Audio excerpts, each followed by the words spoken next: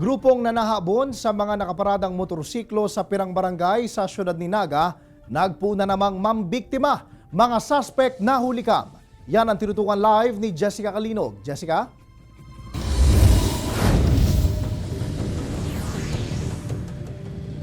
Jesse, sa laog sa nanin sarong aldaw, duwang magkasuway na insidente nin pambubukas o persahang pambubukas nin U-Box kan motor an nanotaran sa duwang magkasuway man na barangay sa syudad ni Naga.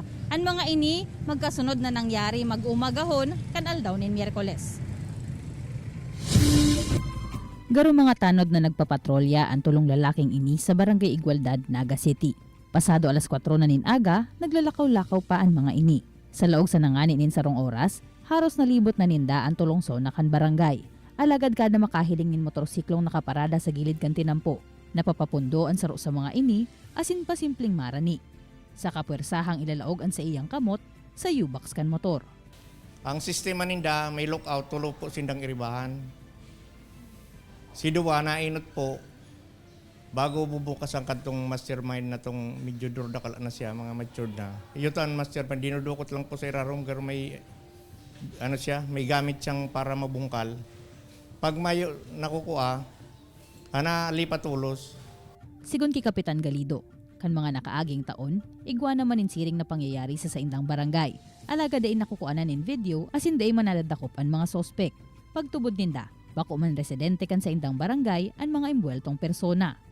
Ang suggest nga ni po kan chip tanod ko na ining monitor sa CCTV, may value po naman sa outpost, tangani pong ang ma-monitor talaga kung anong mga hero sa kada lambang zona.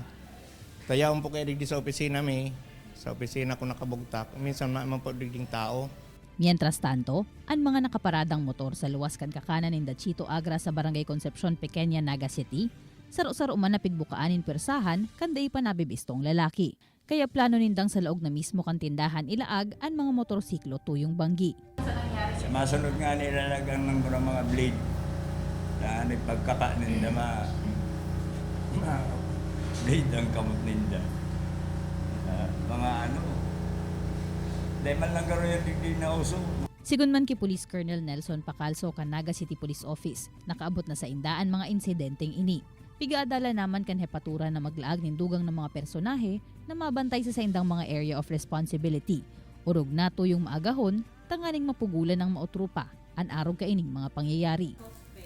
Opo, with that, and then kukunin natin yung at ibibigay natin yung concerned stations para sila po ay mag-conduct ng investigation.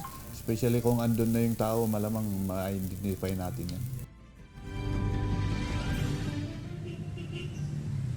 Sa ngunyan, Jesse, sigunman ki Colonel Pacalso, mayo panin official, nakakaabot sa inda na official reports o blotter tungkol sa pambubukas nin U-Box sa Naga City. Kadaklan kaya sa mga ini na sa barangay level pa lang, alagad pikserto man kan opisyal na nagihiroan kapulisan, tanganing maaksyonan ini. Pero pangapodan man kan mga otoridad sa publiko, lalo na itong may mga pagsadiring motorsiklo na day na magwalat min mga importanteng dokumento o gamit sa saindang mga motor. Asin kung po pwede, mga photocopy na lang kan ORCR kan saindang motor an ilaag digdi. Jesse? Jess, duman sa nangyaring pabubukas kan U-Box, igwa bang mga nakuha ang importanteng dokumento o valuable items kan mga may sadiri ka ini? Duman, Jesse, sa nangyari sa Concepcion Pequeña, mayo na ninako aduman itong suspect. Hulita, ikatulong beses na kaya ning nangyari. As in, kumbaga, lesson learned naman para duman sa mga may sadiri ka itong motor. Pero duman sa barangay Igualdad, igwadaanin saro na nagpa-blotter, duman sa barangay, kung saan igwaning nakuha na 2,000 pesos, as in, importanteng mga dokumento, as in ATM cards, pati na ID ka itong may sadiri kan motor. Jesse? Jess, posible ba na sarong grupo sa naining mga may kagibo kayo ng pabubukas kan mga U-Box sa magkasuway na insidente? Sa ngunyan, Jesse, ongoing investigation pa ini. Kaya mayo pa kitang, day pa kita makapag-conclude kung ini parehong mga grupo man sana o parehong persona. Pero kung hihilingon ta itong duwang CCTV footage sa magkasuway na lugar, garo pareho man na tao na imbuelto digdi kasi pareho ang sulot ni Dambado as in igwaman inininbag. Pero ongoing pa ang investigation para makumpirmar ini. Jesse? Ano na ang sunod na lakdang, Jess, kan barangay officials, asin kan mga otoridad partikularmente ang Naga City Police Office manungod sa nasambitan ng insidente?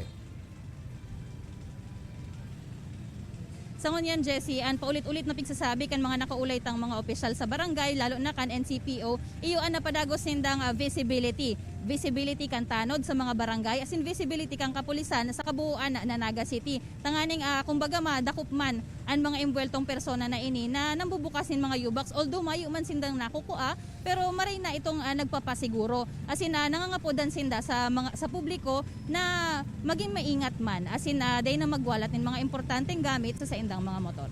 Jess? Jos Mabalos, Jessica.